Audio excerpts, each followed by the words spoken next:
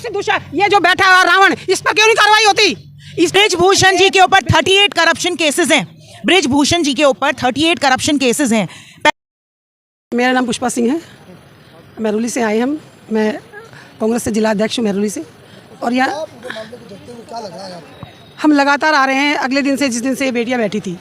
हम एक बात पूछना चाहते हैं, ये देखिए ब्रिजभूषण शरण जी का ऑफिस भी सामने ही है। जब ये बेटियाँ जीत के आती हैं और विदेशों में नाम रोशन करती हैं देश का, तब तो ये देश की बेटियां होती हैं। और प्रधानमंत्री जी अपने कार्यालय में बुलाते हैं, बिठाते हैं, कहते हैं ये हमारी देश की बेटी है, ये मेरी बेटी है। और आज जब वो उनके साथ जो हुआ है उसके लिए वो बैठी हुई हैं, क्योंकि ये आज नहीं बैठी, ये 3 महीने पहले भी बैठी थी। 3 महीने पहले बैठी थी। उस समय भी इनको आश्वासन दिया गया था कि तुम्हारे साथ न्याय होगा, तुम ये प्रदर्शन मत करो। ये बेचारी उठ के चली गई थी। हाँ जी, वो चली गई थी। तो ये इनकी शराफत की चली गई। एक कहीं ना कहीं होता है ना कि भी हाँ चलो, एक विश्वास भी रखना पड़ता है। 3 महीने तक जब कुछ भी नहीं हुआ, इनको दोबारा बैठने की जरूरत क्यों पड़ी? अगर सरकार इनके साथ न्याय करती तो ये 3 महीने बाद दोबारा नहीं बैठती। आज ये बैठी हैं और जब ये बैठी, इन्होंने कहा इनकी एक रिपोर्ट भी नहीं दर्ज की जाती है। आप हम लोकतंत्र देश में रहते हैं, जहाँ पर अगर कोई लड़की, कोई महिला, उसके साथ कुछ होता है तो वो ये सरकार का भी, ये पुलिस थाने का भी वो होता है कि भाई उनकी रिपोर्ट दर्ज हो। उसकी वो रिपोर्ट दर्ज करवाने के लिए भी इनको हाई कोर्ट का सहारा लेना पड़ा। अरे इन्होंने तो, इनके तो वादे ही पता नहीं क्या थे, बेटी बचाओ बेटी पढ़ाओ। इन गुंडों से बेटी बचाओ ये बैठे हुए हैं। आज ये हालत होगी, बेटी बचाओ बेटी पढ़ाओ, सिर्फ वो एक नारा रह गया है और कुछ नहीं है। उस नारे पे कुछ काम नहीं हो रहा। ये बेटियों के साथ बहुत बुरा हो रहा है। और जो ये बैठी हुई ना, ये सम्मान, ये देश का सम्मान है। यहाँ पर ये बेटियाँ दिन भर तो अपने हक के लिए लड़ती हैं और सुबह सुबह क्योंकि गेम होने वाले हैं तो अपनी प्रैक्टिस भी करती हैं। तो इनकी हिम्मत देखो। और ये इसमें एक बच्ची तो ऐसी है जो कि नाबालिग है, और उसके बावजूद भी वो अपना लगातार बैठे हुए हैं अपने हक के। क्योंकि ये आने वाले, कहीं ना कहीं ये आने वाले समय में खिलाड़ी है जिनकी खुद बहन जो है भाजपा नेता है, वो अपनी बहन के लिए नहीं सोचती। वो उसने बोला उसको, तो उसको कहती है तुम हट जाओ यहाँ से, प्रदर्शन मत करो। अरे अपने हक के लिए, अपनी इज्जत के लिए कोई कुछ ना करे। कितनी शर्म की बात है। बहन को बहन का साथ देना चाहिए था।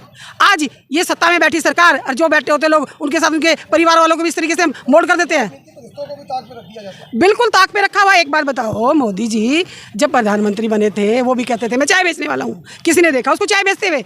सिर्फ ये ड्रामेबाजी है। अपनी माँ के पास जाते थे फोटो सेशन के लिए। जब जिस तरह लाल किले से बात हुई थी, नारी सम्मान की, और आज बेटियां यहाँ बैठी हुई। देखिए, बात सारी ये है कि ये जो सरकार है, ये गूंगी बहरी सरकार है। अब 6 महीने तक FIR दर्ज नहीं हो रही है। आप ये देखिए, हमारे लॉ में भी प्राविधान है कि अगर आपके साथ सेक्सुअल असॉल्ट हुआ है और कोई भी लड़की या कोई भी नारी अगर थाने जाती है, उनको FIR दर्ज करना कंपलसरी है।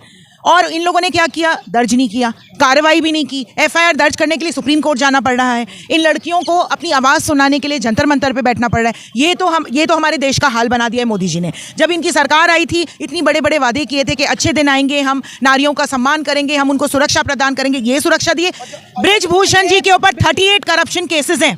ब्रिजभूषण जी के ऊपर 38 करप्शन केसेस हैं। पहले तो मैं ये पूछती हूँ, उनके ऊपर क्यों नहीं कार्रवाई की गई? जैसे अभी कहा जा रहा है कि विदेशों में डंका बज रहा है, अब इस तरह की खबरें अगर विदेशों में पहुंचेंगी तो सभी धूमिल होगी। तो डेफिनेटली होगी। और ये चीज़ इनको बीजेपी वालों को नज़र नहीं आ रही है।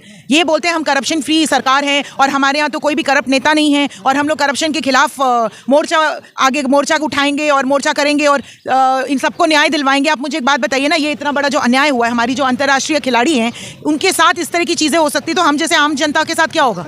आप ये बताइए। हम महिलाएं आज, हमें भी सड़क पर निकलते हुए डर लगता है कि भाई अंधेरा हो गया, कि क्या होगा हमारे साथ, किसने देखा है? वो तो अमित शाह जी ने कहा था कि बेटियां सेफ हैं, कहीं भी निकल सकती है। कहने में और होने में बहुत बड़ा अंतर होता है। सच्चाई जो है वो बिल्कुल विपरीत है। इनकी जो बातें हैं वो बिल्कुल झूठ है।